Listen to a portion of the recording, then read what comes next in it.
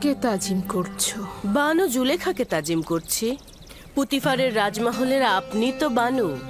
বানুর তো আর কিছুই অবশিষ্ট নেই, না শান শওকত, না সেই রূপ লাবণ্য। আমার বানু, নিজেকে সবসময় এতটা অপবাদ দেবেন না। আপনি সবসময় আমাদের কাছে বানু জুলেখাই থাকবেন, বরং অতীতের চেয়ে আরো প্রিয় হবেন। আমার বানু, আপনি তো জানতেন আজ তৃতীয় আমেনহোতেবের অন্ত্যেষ্টিক্রিয়া ছিল। জানতাম, কিন্তু আমার মন ভালো নেই। আমার কাছে এই আমেনহোতেব বা অন্য আমেনহোতেব কোনো মূল্য নেই। আপনার অংশগ্রহণ করা উচিত ছিল। মিশরের সকল সম্ভ্রান্ত নারী সেখানে ছিলেন। আমার মনে যে আহাজারি চলছে, অন্য কোনো আহাজারি নেয়ার ক্ষমতা নেই আমার।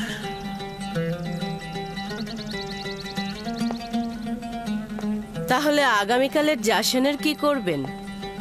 সিংহাসনে আরোহণের জাসনে অংশগ্রহণ না করে থাকতে পারবেন? ও,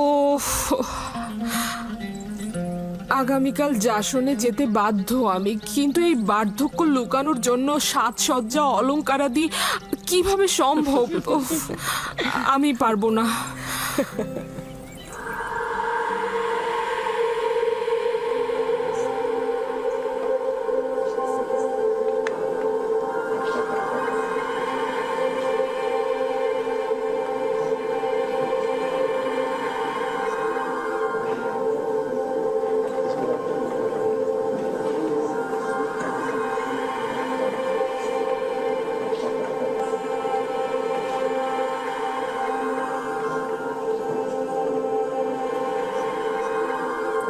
বাদশার সহধর্মিনী নিফারতিতি নাকি এখন মিশরের সর্বশ্রেষ্ঠ সুন্দর। হ্যাঁ, এখনই দেখতে পাবে।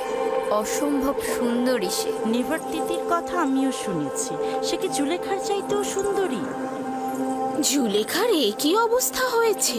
সে নিজেই নিজেকে এই অবস্থায় ফেলেছে।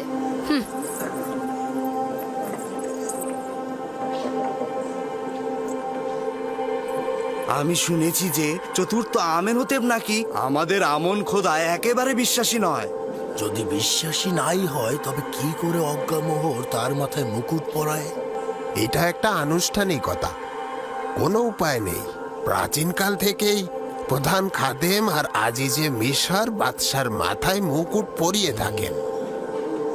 আমার বিশ্বাস যে চতুর্থ আমেনহোতেবের হুকুমতকালে মিশরে অনেক উন্নতি হবে। তার আমুন এবং ইবাদতখানার খাদেমদের প্রতি বিন্দুমাত্র বিশ্বাস নেই, আর সেটাই তার জন্য কাল হয়ে দাঁড়াবে।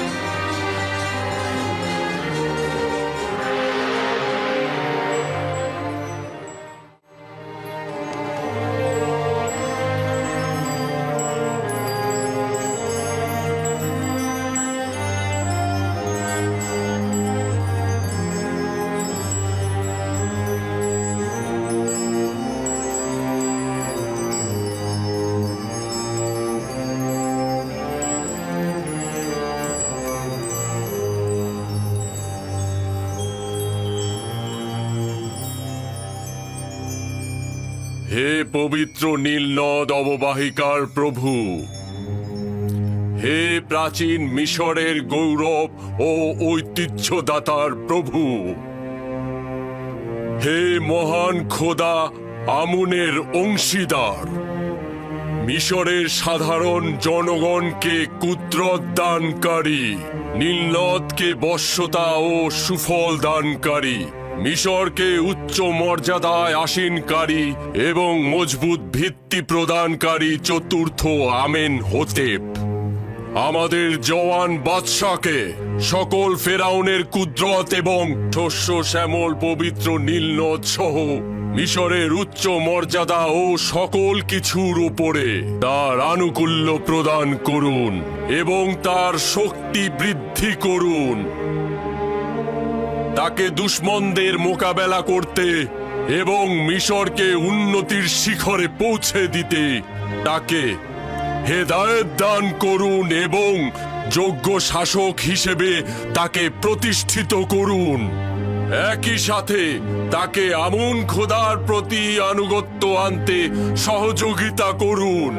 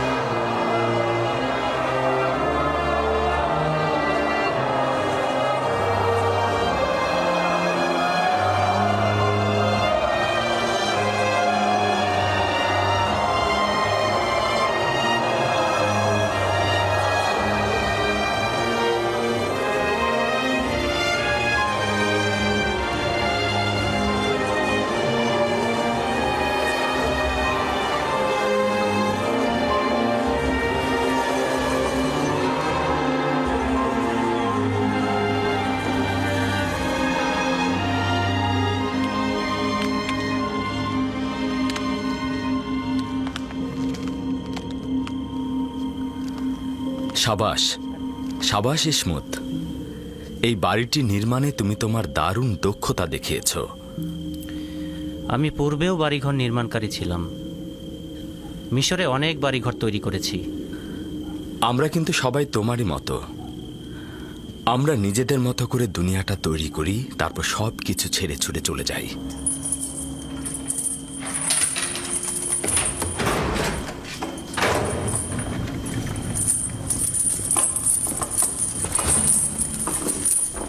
ইউজারশিপ, একটা গুরুত্বপূর্ণ খবর আছে।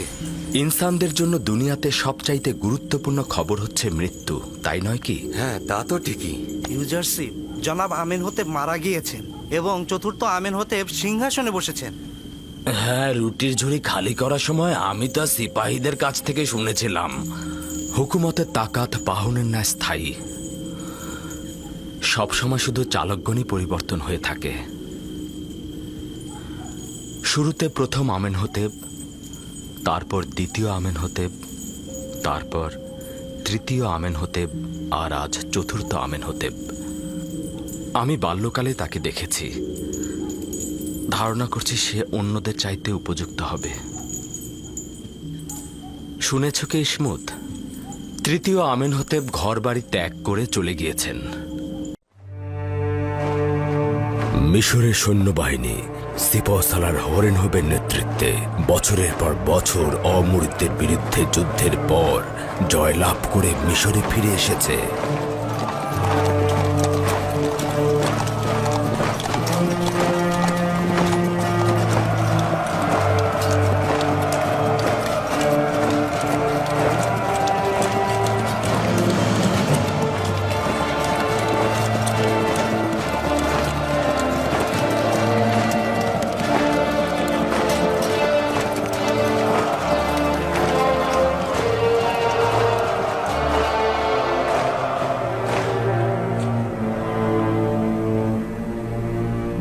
মিশরের মহান প্রভু অখুনাতুন, মিশরের আসমান ও জমিনের মহামান্য বাদশাহ। মহান খোদা তালার দরুদ বিজয়ী সিপাহ সালার হরেন হোপ ও রুদামুনকে।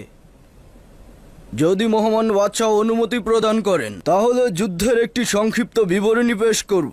যদিও মিশরের সৈন্যবাহিনীর বিজয় এবং সিপাহ সালার হরেন হোপের বীরত্ব সম্পর্কে অবগত আছি, তারপরও জবান থেকে শোনার আনন্দটাই আলাদা। এটা মহামান্য বাদশাহ অখুনাতুনের দয়া। অমরিদগণ মিশরের সীমানাগুলোতে আক্রমণ করে বহু সাধারণ মানুষকে হত্যা করেছিল, লুণ্ঠন করেছিল এবং আমাদের সীমান্তগুলোকে তাদের দখলে নিয়ে নিয়েছিল। কিন্তু তাদেরকে আমরা পরাজয়ে বাধ্য করেছি। হাজার হাজার দখলদারদের হত্যা করেছি এবং তাদের নারী ও সন্তানদের বন্দী করেছি। প্রচুর গনিমতের মাল দখল করেছি। কঠিন লড়াইয়ের পর তাদের বাদশাকে গ্রেফতার করেছি। সকল লস্কর ও নারী সন্তানদের সম্মুখে বাদশার মুন্ডুপাত করেছি। শুধু তাই নয়, আমি এমনকি সিপাহ সালার হরেন হোপকে কঠিন পরিস্থিতি জয় করে আসার জন্য ধন্যবাদ জানাচ্ছি। বলার মতো আরো অনেক কিছু রয়েছে যা আপনার শোনা উচিত আলী জনাব। আমি লুণ্ঠন ও কতলের কথা শুনে সহ্য করতে পারি না। এটা স্বীকার করতে মোটেও কোনো দ্বিধা নেই যে মিশর সিপাহ সালার হরেন হোপের কাছে ঋণী। যদি আপনার সাহসিকতা ও বীরত্ব না থাকতো তবে মিশর এতদিনে ধ্বংস হয়ে যেত। মহামান্য বাদশাহ যুদ্ধ সম্পর্কে আপনার বিবরণী অবশ্যই শুনবেন, তবে কতল ও রক্তপাতের কথা না বলাই ভালো। জনাব হরেন হোপ, যুদ্ধের বিবরণী ঠিক এমনভাবে দিন যেন তা মহান বাদশাকে ব্যথিত না করে। ইনারুস, আমাদের বীর সেনাপতির ক্লান্তি দূর করার জন্য অমৃত সুধার শরবত পান করাও।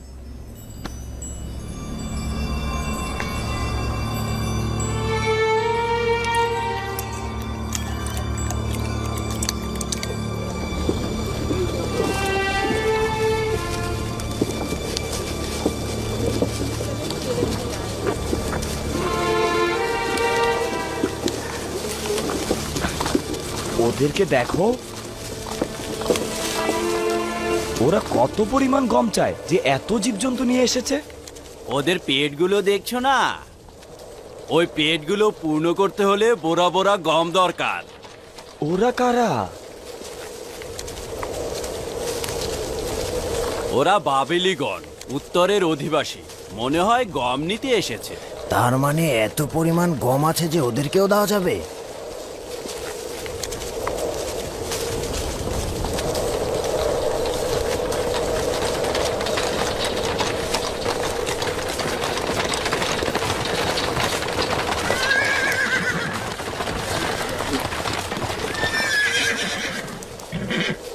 পুরোহিতগণও দেখছি গম কিনতে এসেছেন। হ্যাঁ, সেটা আবার 3 গুণ বেশি দামে। বর্তমানে তো আমুনের এবাদতখানার অবস্থা এদের চেয়েও খারাপ। কেন তবে সাহায্য করছেন না? প্রথমত এরা খাবেরি এলাকার লোক এবং খুবই সাধারণ নাগরিক। অন্যদিকে বছরের পর বছর তারা মিশরের রাজস্বদাতা। তারা আয়ের একটি বড় অংশ মিশরের হুকুমতকে প্রদান করে থাকে। এখন যেহেতু তারা দুর্ভিক্ষে পতিত হয়েছে, তাই আমরা তাদেরকে সাহায্য করছি। কিন্তু আমুন তো শক্তিশালী খোদা, তার কিছু সম্পদ যদি ইবাদতখানার খাদেমদের জন্য ব্যয় করে তাতে সমস্যা কি রয়েছে? ছিল, একটা সময় সম্পদ ছিল, তবে এখন এমন সম্পদশালী নয়। যা কিছু ছিল তা সবই তুমি নিয়ে নিয়েছো। আলী জনাব, সে আমুনের কোষাগারের সংরক্ষক। সে মনের অজান্তে আমাদের একটা ভালো খবর দিল। ভালো খবর? হ্যাঁ, ভালো খবর। পরবর্তীতে জানতে পারবেন। রওনা দাও।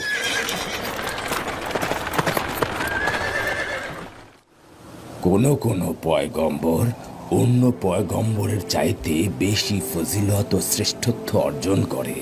দাদা জান, আপনার আগেও কি পয়গম্বর ছিল? আমার পূর্বেও অসংখ্য পয়গম্বর ছিলেন, আমার পরেও আসবেন।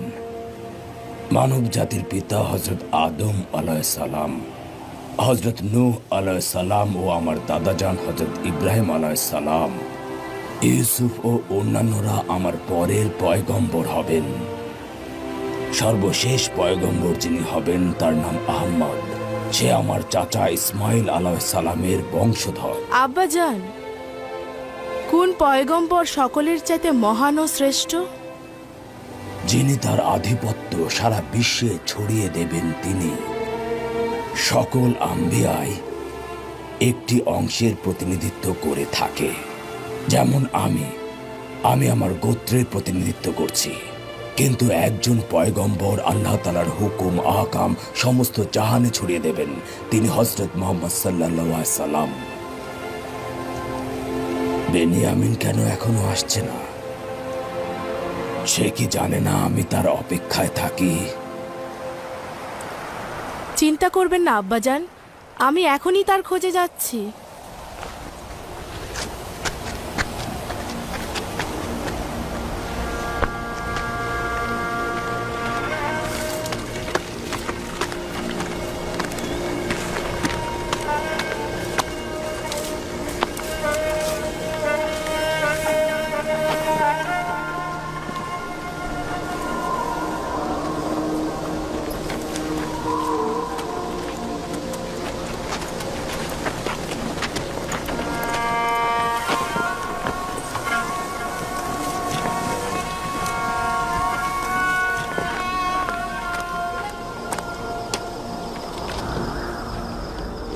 ফসল কাটতে জমিতে গিয়েছিলাম, যদিও তেমন একটা ফসল নাই।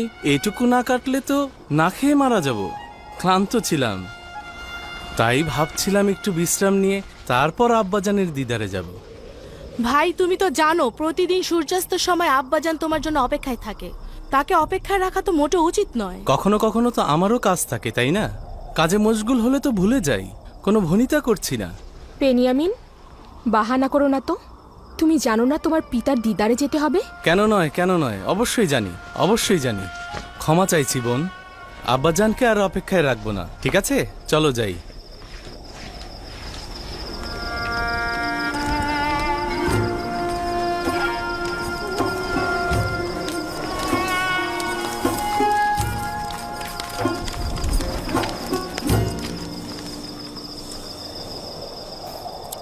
আমাকে ক্ষমা করবেন আব্বাজান, এমনটা আর হবে না। আমি কথা দিচ্ছি মরুভূমি থেকে ফেরার সময় আগে আপনার সাথে দেখা করে তারপর যাব। ইউসুফের বিরহে যে কষ্ট আমি সহ্য করছি তাই যথেষ্ট।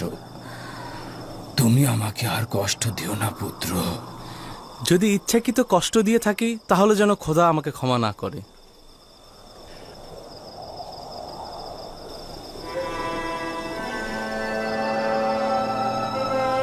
ইউসুফের পরে তুমি ছাড়া আমার আর কেউ নেই। তোমার দিদার আমাকে শান্তি প্রদান করে।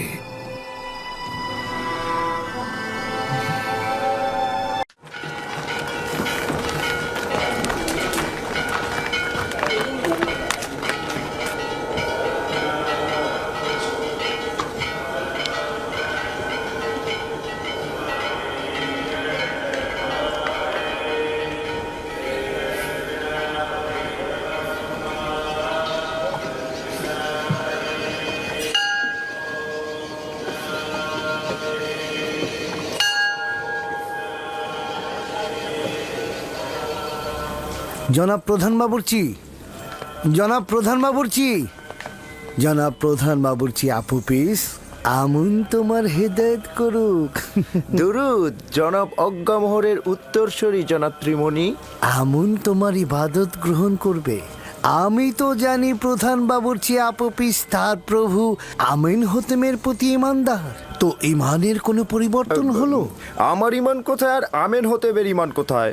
বাদশাহ নিজেই তো অর্ধ খোদার মাকামের অধিকারী, কিভাবে তার প্রতি ইমানহীন থাকা সম্ভব? সে যেমন বেঈমান, মিশরের সেনাপতি পুতিফারও তাই। আমি নিশ্চিত যে তুমি বহুবার তাদের আমনের প্রতি অবজ্ঞা ও তাচ্ছিল্যের সাক্ষী ছিলে। কি ছিলে না? ছিলে না বলো? তা ছিলাম, কিন্তু বাদশাহ নিজেই তো অর্ধেক খোদা, তারা তো নিজেদের মধ্যে আলাপ আলোচনা করতেই পারে। এটাকে তো বেঈমানি বলা যায় না। তিনি তো মিশরের বাদশাহ। তুমি জানো না আমিন হোতেম খোদার সঙ্গে বেঈমানি করার জন্য উঠে পড়ে লেগেছে? না না, এইটা বিশ্বাসযোগ্য নয়। তাহলে তো তুমি কোনো খবরই রাখো না। আমিন হোতেম পুতিফারকে নির্দেশ দিয়েছে ইবাদতখানায় হামলা করতে এবং আমুনকে ধ্বংস করে দিতে। না না, এটা বিশ্বাসযোগ্য না। আমি এটা বিশ্বাস করি না। জনাব আমিন হোতেম এরকম নির্দেশ দিতেই পারে না। মহান পুরোহিত অজ্ঞামোহর মিথ্যা কথা বলেন না। যদি বিশ্বাস না হয় আমি তোমাকে তার কাছে নিয়ে যাব, তুমি জিজ্ঞাসা করবে। যদি এটা সত্যি হয় তবে আমুন খোদা তার উপর কঠোর শাস্তি নাজিল করবে। তবে পুতিফার কিন্তু আমুনের শাস্তি পেয়েছে, এবার আমেনহোতেবের পালা।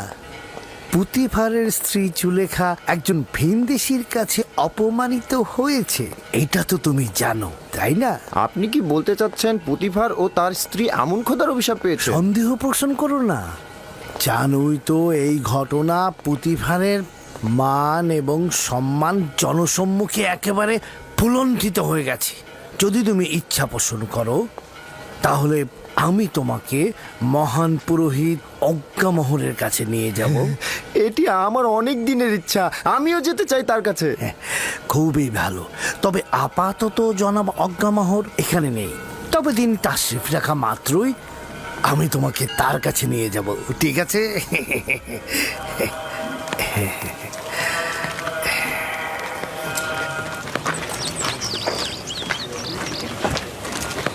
ইউজারসিফ পুত পবিত্র পুরুষ।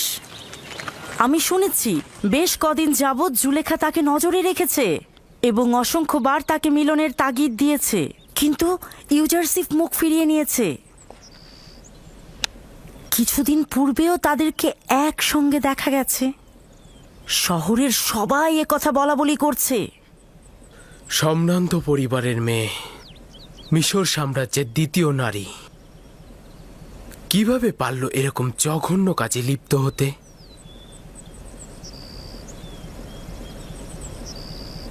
পুতিফারের উচিত ছিল তাকে হত্যা করে ফেলা। আসলে জুলেখা ইউজারসিফের প্রেমে অভিভূত হয়েছে এবং এই কথাটি যখন মেহমানরা বানু জুলেখাকে জিজ্ঞেস করেছিল তখন তার মুখ ফ্যাকাশে হয়ে গিয়েছিল। আসলে ব্যাপারটা হয়েছে কি, জুলেখা ইউজারসিফের প্রেমে পড়েছে, কিন্তু ইউজারসিফ তার প্রেমে সাড়া দেয়নি বলেই জুলেখা লাগামহীন হয়ে গেছে। এখন সে কৌশলে ইউজারসিফকে কাছে পেতে চাইছে। ইউজারসিফের পবিত্রতা আসলেই প্রশংসনীয়, কিন্তু একজন গোলাম কি তার মালিকের ইচ্ছার বরখেলাপ করতে পারে? তা আবার জুলেখার মতো সুন্দরী। তবে আমার কি মনে হয় জানো, জুলেখার এই অবস্থার জন্য দায়ী তার স্বামী পুতিফার। কিভাবে? শোনো, আমাকে আমন মন্দিরের এক খাদেম বলেছে, যার নাম কিনা ত্রিমণি। হ্যাঁ, তিনি বলেছেন জনাব আমেনহোতেব ও পুতিফার দুজনেই কাফের, তারা আমাদের আমন খোদার ধ্বংস চাইছেন। তার মানে আমুন খোদা কি এটাই চেয়েছে যে জুলেখার কারণে পুতিফারের সম্মান নষ্ট হয়? আমি নিজেও বিশ্বাস করিনি, তবে আমি সিদ্ধান্ত নিয়েছি আমনের প্রধান জনাব অজ্ঞামোহরের সাথে আমি নিজে দেখা করব, তার কাছ থেকেই শুনবো। তুমি বাড়িতে যাও, আমি এখন রাজমহলের দিকে যাব। কি হলো, যাও।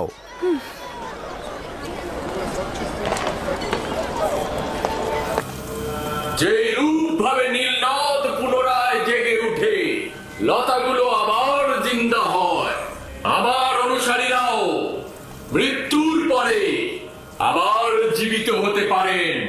আমার ফরমান হচ্ছে তোমরা নিজেদের দেহকে মমি করবে, যেন তোমাদের জীবন অব্যাহত থাকে এবং মৃত্যু দ্বারা হায়াতের সুতা যেন বিচ্ছিন্ন না হয়ে যায়। তোমরা কি দেখোনি যে তোমাদের দেহ শুকনো মাটিতে হাজার হাজার বছর ধরে হেফাজত করি?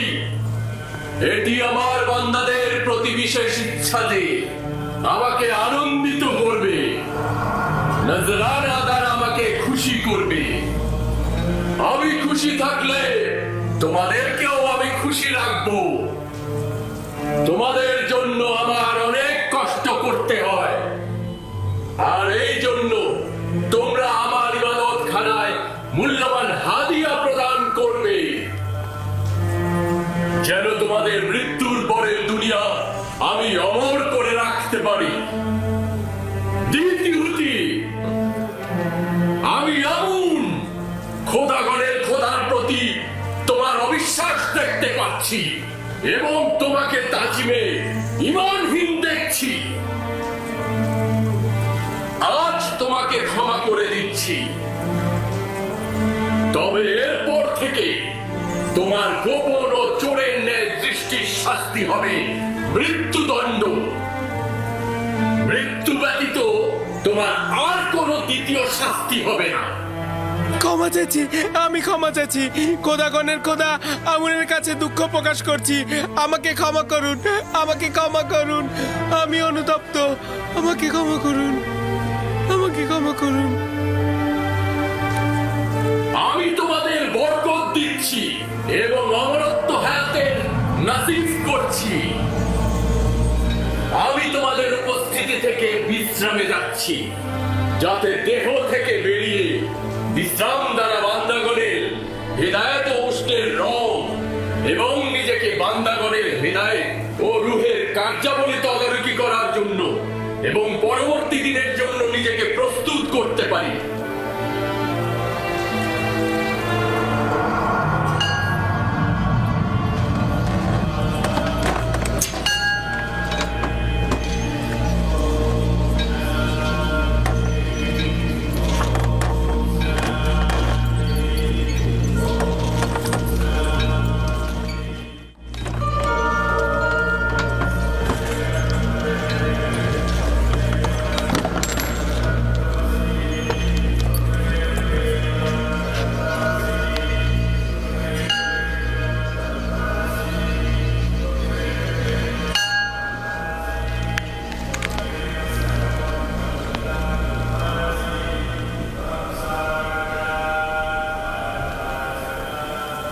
আমুন তোমাদের নিজের অনুগত্যে রাজি আছেন।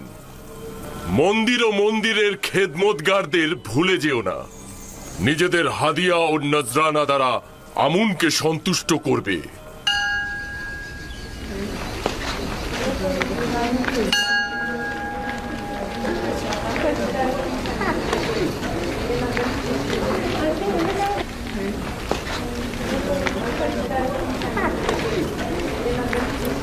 আলী জনাব, দ্বিতীয় আমিন হতেবের প্রধান বাবুর্চি আপু পিসির সঙ্গে কথা বলেছিলাম। আমিন হতেব ও পুতিফারের বেইমানির কথা তাকে জানিয়েছি। সে বিশ্বাস করেনি, তাই আমি তাকে বলেছি যে আপনি আসলেই আমি তাকে আপনার কাছে নিয়ে আসব। আপনি নিজে তাকে হাকিকতটা বলবেন। অবশ্যই তাকে নিয়ে এসো। আমেন হতেব অবশ্যই শাস্তি পাবে। এ খানদানের ইতিহাস মিশরের ইতিহাস থেকে উঠিয়ে ফেলবো। অবশ্যই তাকে নিয়ে আসবে। পুতিফার তো আমুনের লালতে বিপদে পতিত হয়েছে, এখন আমেন হতেবেরও তাই হবে। আনুগত্য পোষণ করছি। তাহলে আলী জনাব অজ্ঞামোহর ইউজারশিপ ও জুলেখার খবরটা জানেন?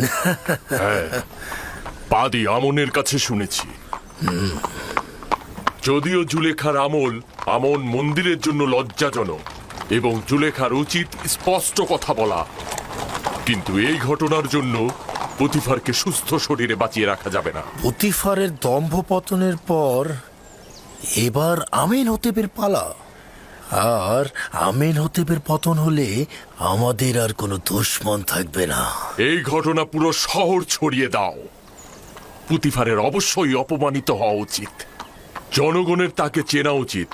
বলবে মিশরের শক্তিধরের প্রতীক, অর্থাৎ পুতিফার একজন ভিনদেশিকে রাজমহলের কার্যাবলী, এমনকি তার সহধর্মিনীর উপরও আধিপত্য বিস্তার করতে দিয়েছে। এমনকি তার সহধর্মিনীর সাথে দেখেও সে নীরব রয়েছে। যে একজন ভিনদেশিকে তার রাজমহলের হাকিম বানায়, হতে পারে পুতিফার নিজেই এই ভিনদেশিকে দিয়ে উদ্দেশ্য হাসিলের চেষ্টা করেছে। বলো পুতিফারের তত্ত্বাবধায়ক একজন কাফের।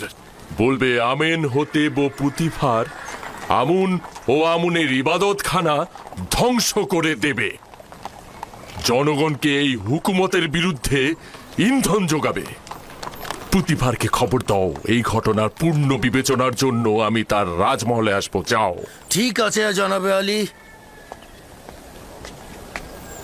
পুতিফারকে অবশ্যই আমুনের বিরুদ্ধে বিরোধিতা করার জন্য। দরুদ জনাব ইউজারশিপ। দরুদ মেনিসাবু, আলোকিত মনে মানুষ তুমি। কি খবর বলো?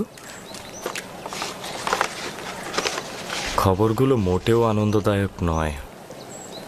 আপনাদের দুজনের ঘটনা সর্বত্র জট বাঁধিয়ে দিয়েছে। যেন এই বিষয় ছাড়া তাদের আর কোনো কিছু বলারই নেই। জুলেখা নিজের লাগামকে নিঃশ্বাসের উপর ছেড়ে দিয়েছে এবং এই নিঃশ্বাস তাকে একেবারে ধ্বংস করে দেবে।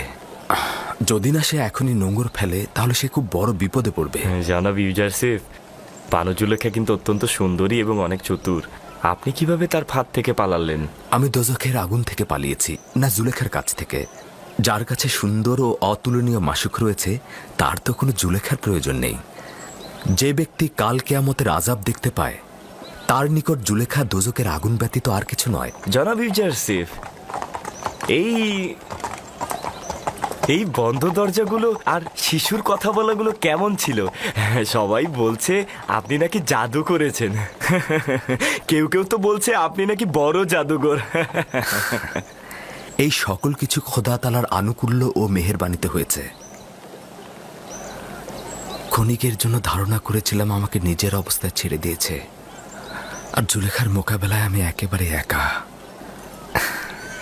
কিন্তু পরিষ্কার দেখতে পেলাম ক্ষণিকের জন্য উনি আমার থেকে গাফিল ছিলেন না, উপরন্তু সকল অবস্থায় হেফাজত করেছেন।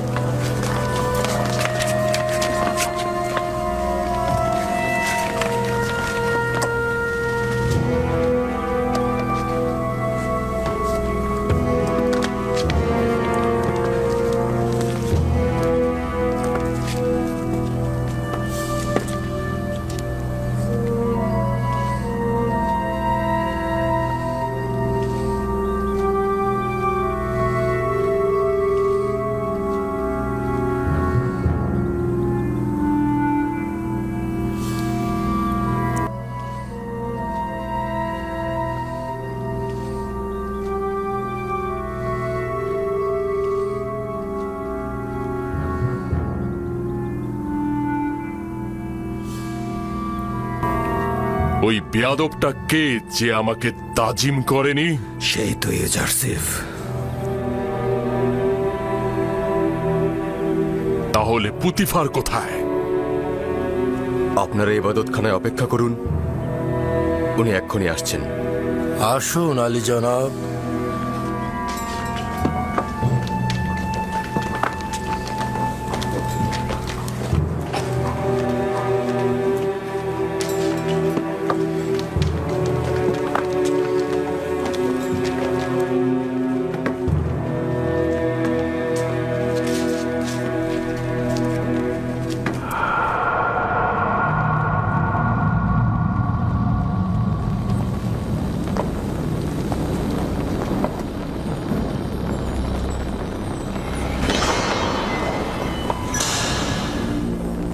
আলী জনাব পুতিফার ও বানু জুলেখা।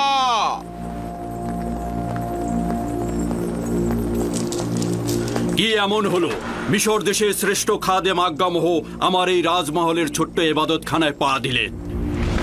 আমুন লজ্জিত। আমুন তার দুশ্মনের মোকাবেলায় অপমানিত হয়েছে। জুলেখা, তুমি আমুন খোদার ইলাহি এবং মিশরের সর্বশক্তিমান খোদার সহধর্মিনী। এটা কি ধরনের লজ্জা তুমি বহন করে নিয়ে এলে? কেন আমুনের সম্মান রক্ষা করলে না? আপনি এমন এক জওয়ানের প্রেমে পড়েছেন যে কিনা আমাদের আমুনের দুশ্মন, যে কিনা বারবার আমুন ও আমুনের খাদেমদের সাথে বিবাদে লিপ্ত হয়েছে। আপনি নিজের সন্তুষ্টির জন্য একজন ভিনদেশীর সঙ্গে, যার খোদার কোনো মালুম নেই, অচেনা এক খোদার মোকাবেলায় আপনি আমুনকে অপমান করছেন। ভাবতে পারছেন কি আমরা আমুনের খাদেমগণ এই লজ্জা আদৌ সহ্য করতে পারবো কিনা? আপনি যদি শুধুমাত্র মিশরের সেনাপতির সহধর্মিণী না হতেন, আপনাকে অবশ্যই কঠিন শাস্তি প্রদান করতাম। তুমি এখন কি বলবে? আসলেই কি তোমার বলার মতো কিছু আছে? আমি আত্মপক্ষ সমর্থন করার সুযোগ চাইছি। জনাব অজ্ঞামোহর অনুমতি দেবেন? শুনছি, বলো। যদি আমাকে কিছুদিন সময় দেন, নিজেকে নির্দোষ প্রমাণিত করব। যে লাঞ্ছনা বয়ে নিয়ে এসেছো কিভাবে পাক পবিত্র হবে? আসলে আমার উদ্দেশ্য হলো যারা অপমানের পালে হাওয়া দিচ্ছে তাদের মুখ চিরতরে বন্ধ করা।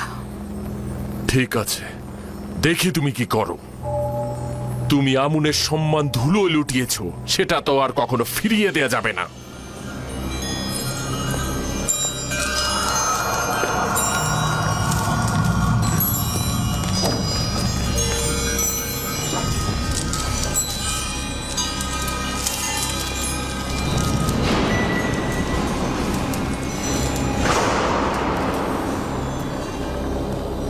আজকে আজ্ঞামোহ তার তিক্ত ও বিষাক্ত হুল আমার বুকে বিদ্ধ করেছে।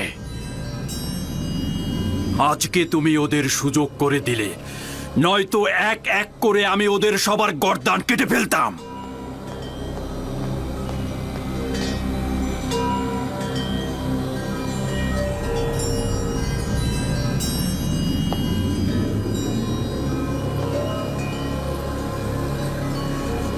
কারি মামা। জি আমার বানু।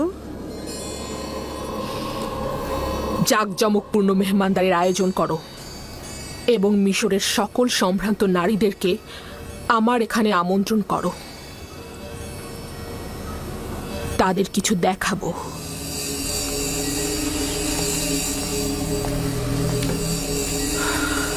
আমাকে তলব করেছিলেন, আমার জন্য কোনো আদেশ আছে?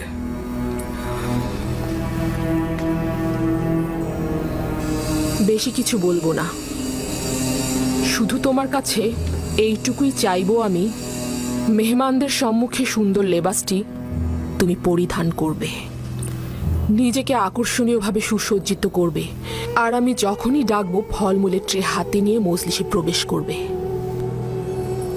এটাই তোমাকে বলার ছিল।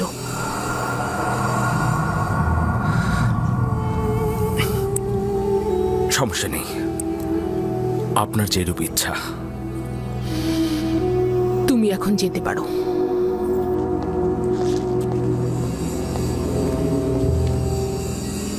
সকল মেহমানদের আরাম দেওয়ার জন্য আরামপ্রদ বিছানার ব্যবস্থা করো। তাদের জন্য সর্বোত্তম পানীয় এবং খাবারের আয়োজন করো এবং অতিথিদের সবার জন্য প্রচুর পরিমাণে মাল্টা ফলের ব্যবস্থা করবে এবং প্রতিটি মেহমানের হাতে একটি করে ধারালো ছুরি তুলে দেবে। বুঝতে পেরেছো আমার কথা?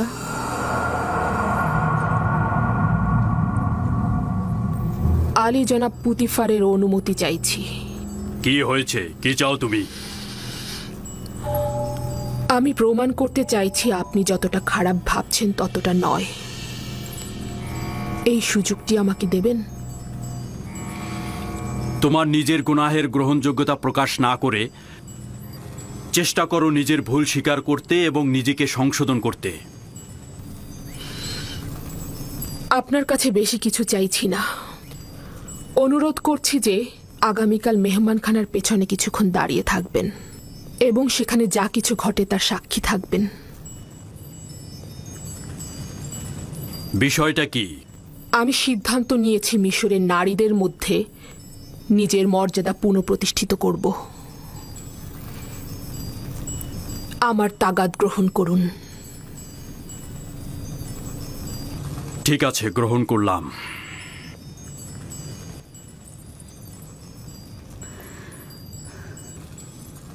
Gracias, Putifar.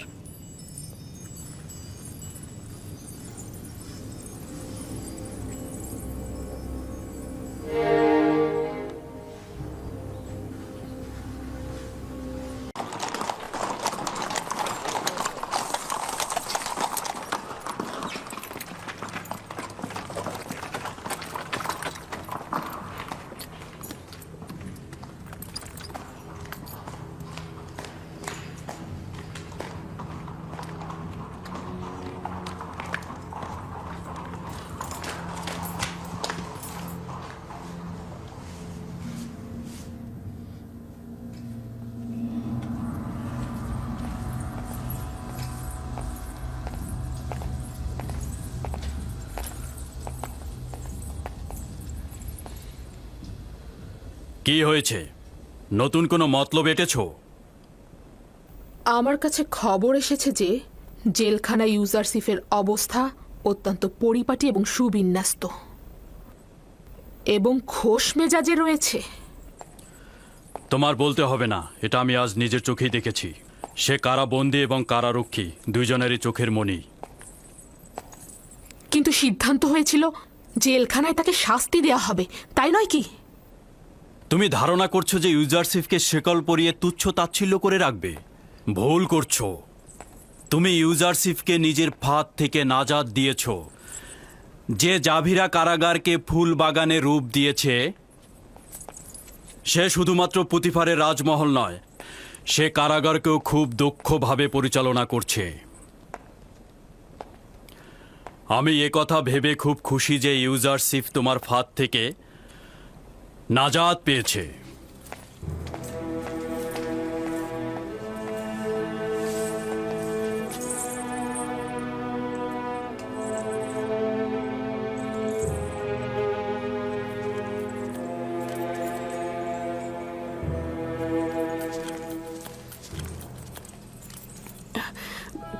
কি হয়েছে আমার বানু?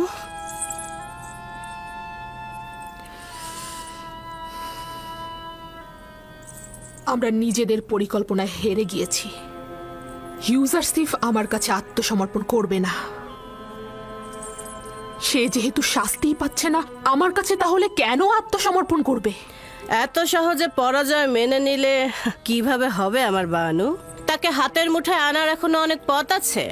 যেখানে আমার সলা পরামর্শকারী তুমি হবে, সেখানে এর থেকে আর কি ভালো ফল হবে? আমি যা কিছু করি বা করেছি তা আপনার সন্তুষ্টের জন্যই করেছি। আমি সবসময় আপনাকে ভালো রাখার চেষ্টা করেছি।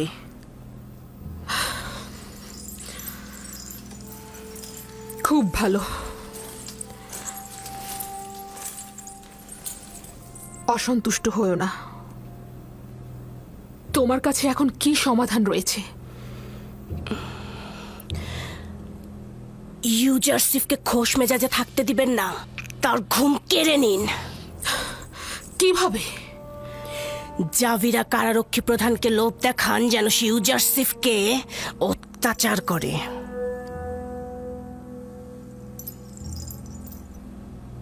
এটা করা কি ঠিক হবে? অন্তত পক্ষে বিভিন্ন পদগুলোকে যাচাই করে দেখা উচিত।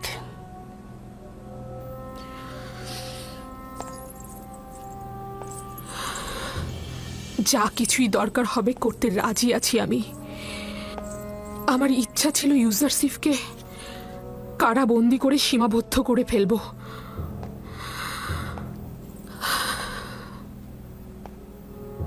আসলে তার থেকে দূরে থাকার শক্তি আমার নেই।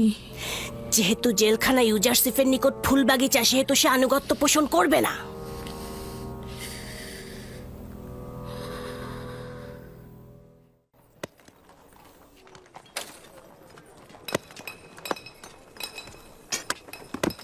খোদাবানদের ডেকে ডেকে একদম হয়রান হয়ে গেলাম। তারা তো কিচ্ছুই করছে না নাজাদের জন্য। এর জন্য আমুনই দায়ী। আমি অবশ্য আমুনকে দায়ী করব না, তোমরাই দায়ী। কেননা রুহু ছাড়া একটা পাথরের নিকট থেকে তোমরা সাহায্যের অপেক্ষায় আছো। এই যে আমরা পাথরগুলো ভাঙছি এবং বিভিন্ন রকম আকার দিচ্ছি, এর সাথে আমুনের কি পার্থক্য রয়েছে? আমুন তো নিজেই স্থির রয়েছে যাতে তার কার্যাবলী অন্যরা করে দেয়, আর তুমি কিনা সেই আমুনের কাছ থেকে সাহায্য চাইছো।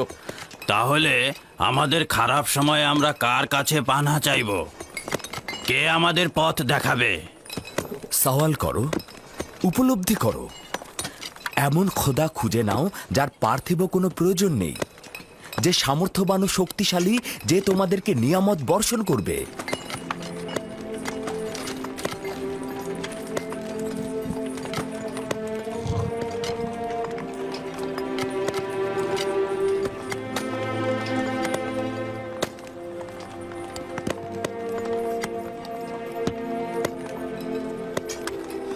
কোথা থেকে আমরা এই খোদাকে পাবো? আমরা তো আমুন ছাড়া আর কোনো খোদাকেই চিনি না। কোথায় অনুসন্ধান করব? অনুসন্ধানের দরকার নেই।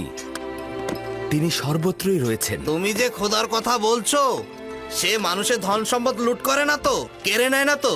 আমন খাদেমদের মতো সুন্দরী মেয়ে দেখলে নিজেকে তার মালিক বলে মনে করে না তো?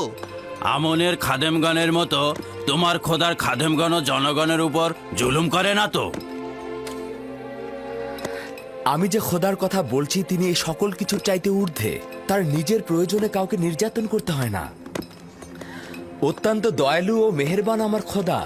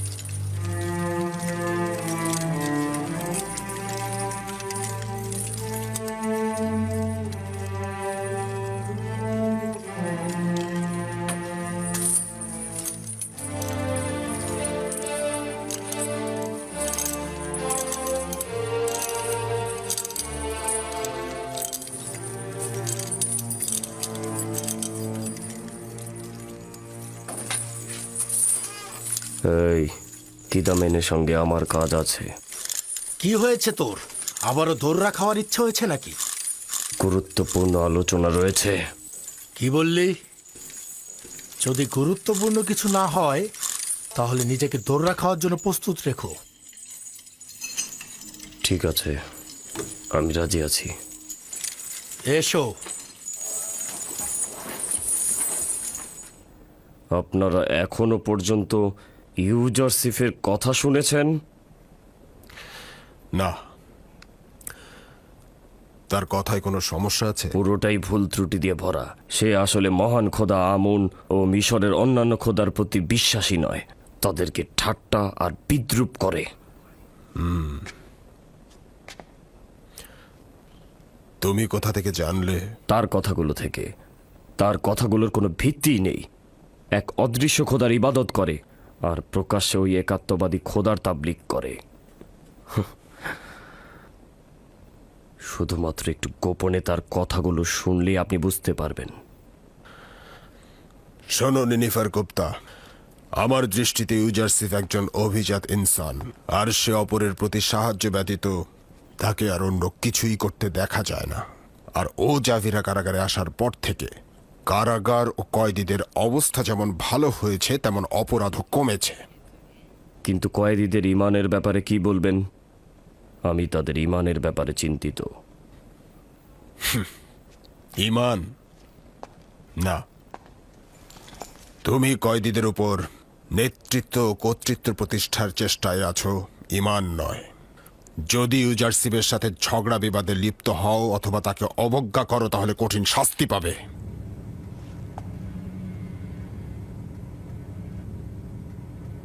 এইবার ক্ষমা করে দিচ্ছি, পরের বার দৌড়া মারা হবে।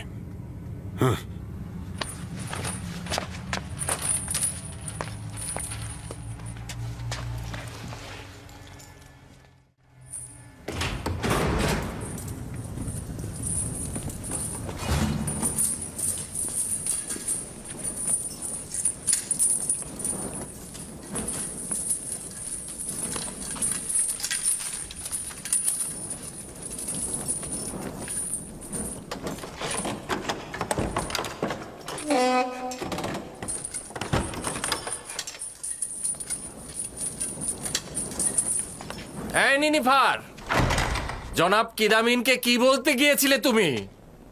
ইউজারসিফের নামে গীবত করেছে। জনাব কিদামেনকে উত্তেজিত করতে চেয়েছিল, কিন্তু দাঁত ভাঙ্গা জবাব পেয়েছে।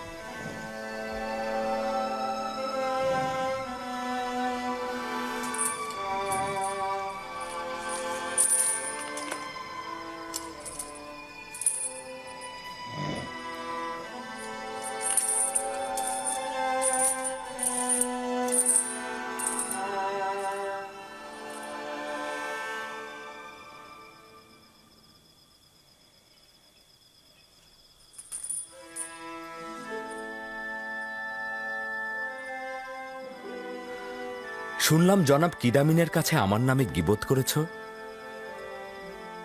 তোকে খতম করার জন্য সব রকম কাজ করব। ভেবে দেখো, আমি তোমার সাথে খারাপ কিছু করিনি। আমি শুধু চেষ্টা করছি তোমাকে শুধরে দিতে। যে ঘৃণা ও শত্রুতা তুমি তোমার অন্তরে লালন করছো, সেটা তোমাকে ধ্বংস করে দেবে নিনিফার কুপ্তা। আমি তোমার সাথে বন্ধুত্ব চাইছি। বন্ধুত্ব? জিন্দা থাকা পর্যন্ত আমার কাছে কিছুই পাবি না। দোয়া কর ফুসরাত যেন পাই। এত কিছু সত্ত্বেও আমি কিন্তু নিরাশ নই।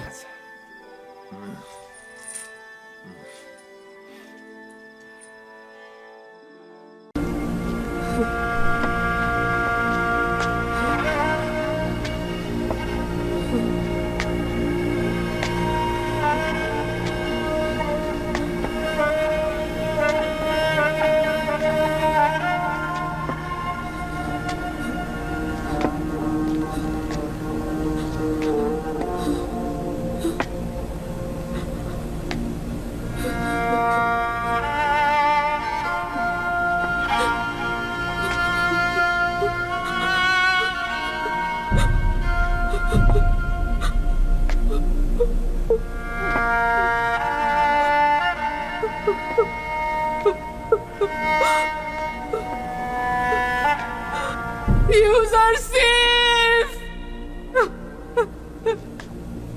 ইউসুফ! ইউসুফ! কোথায় পানা চাইবো আমি? কোথায় যাব?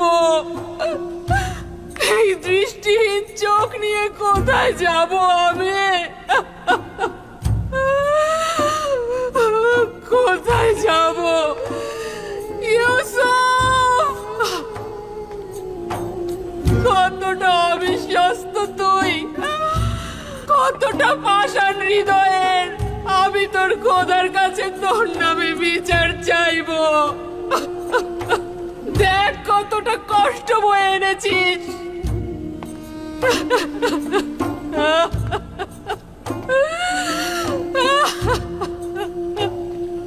আমি এই প্রেতাত্মাদের রাজমহলে ভয় পাচ্ছি, ভয় পাচ্ছি।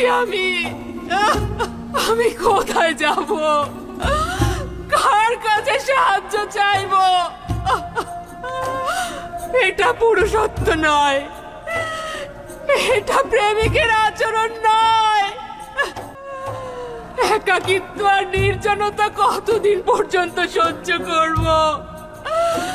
তোর পক্ষ থেকে অবিশ্বস্ততা কতদিন অবিচল রইবে? আর কত কাঁদতে হবে আমাকে? তোর বিচ্ছেদ আর কত সহ্য করব? আর কত প্রতীক্ষা করব? আমার চোখ তো আর দেখছে না। কিন্তু তুমি অপরাধী না, অপরাধী না। তোর কোনো অপরাধ নেই।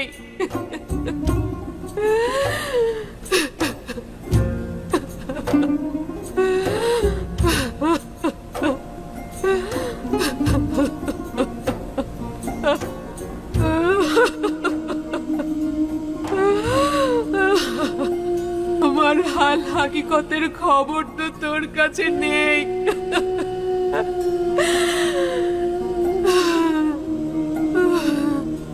যদি জেনেও খবর না নিতি, তাহলে অপরাধী হতি।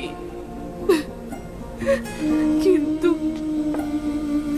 তুই তো কিছুই জানিস না। তুই তো ভাবছিস জুলেখা সম্পদের নাচ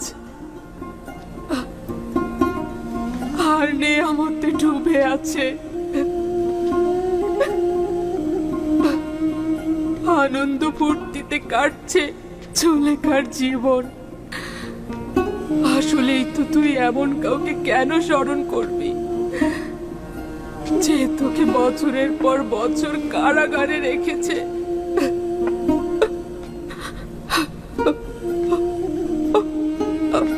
আমার জন্য এটাই তো যথেষ্ট যে আমাকে শাস্তি দিসনি। আমি তোর প্রতি কৃতজ্ঞ।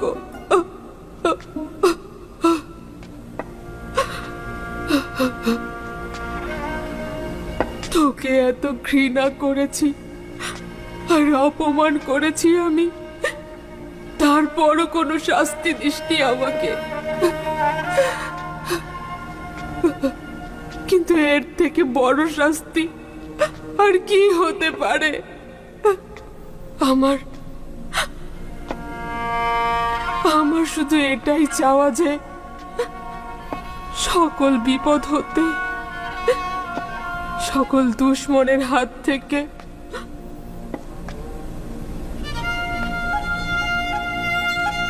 নিজেকে রক্ষা কর।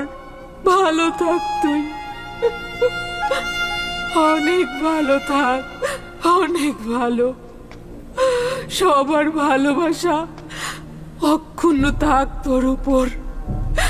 জুলেখা নিরাশ হচ্ছে না, নিজেকে বিরহের অনলে অর্পণ করেছি।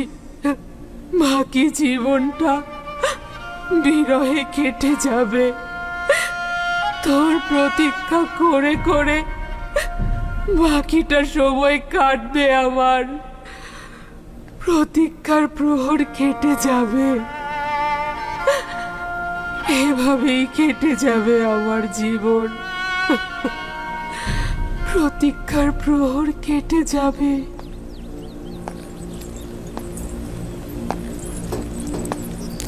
ইউসুফ, ইউসুফ, হ্যাঁ, এখানে কেন ঘুমাচ্ছেন? হঠাৎ ঘুম এসে গেল। আবারও খোয়াবে সে অসহায় বৃদ্ধ মহিলাটিকে দেখলাম। এইবারও কি তাকে চিনতে পারেননি? না, তা নয়, অনুমান করছি তাকে আমি চিনি, কিন্তু কোথায় দেখেছি তা কেন যেন আমি মনে করতে পারছি না। হয়তো তাকে চিনতাম, কিন্তু বৃদ্ধ হয়ে গেছে। সকল অভাবী ও বৃদ্ধা মহিলার খোঁজ লাগিয়ে দিন। সম্ভবত তাদের মধ্য থেকেই আপনার খোয়াবে দেখা সেই বৃদ্ধা মহিলাকে আপনি পেয়ে যেতে পারেন। তবে এটাও ঠিক, যদি কল্যাণকর হতো তাহলে তাকে আমি অবশ্যই চিনতাম, চেহারাও দেখতে পেতাম। এইরূপ অপরিচিত থাকা হেকমত ছাড়া কিছু নয়।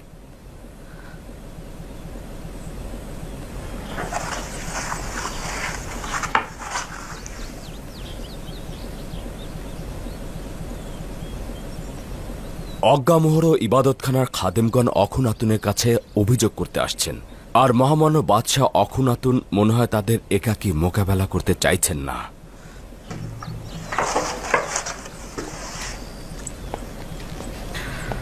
আপনার উপস্থিতি একান্ত জরুরি। ঠিক বলেছ, মনে হচ্ছে ইবাদতখানার খাদেমদের সঙ্গে নতুন করে যুদ্ধ শুরু হতে যাচ্ছে। আশার কথা এই যে ইবাদতখানার গম মজুদ শেষ হয়ে গেছে।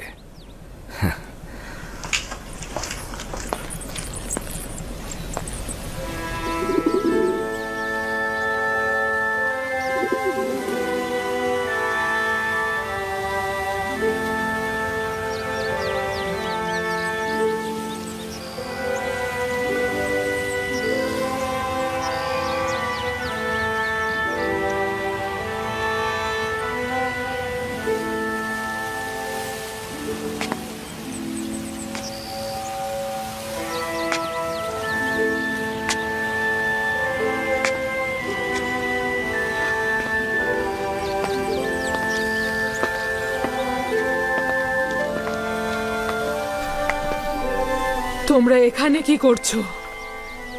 চলে যেতে বলেছিলাম না? রাজমহলে আপনাকে একা রেখে যেতে পারছি না বানু। সম্ভবত হুইয়ার সুফার আর মালি আপনার প্রতি দরদ তাটিয়ে উঠেছে, কিন্তু আমরা আপনাকে ছেড়ে যেতে পারবো না বানু। বললাম তো চলে যাও, এখান থেকে চলে যাও। আমাকে একাকী থাকতে দাও, যাও।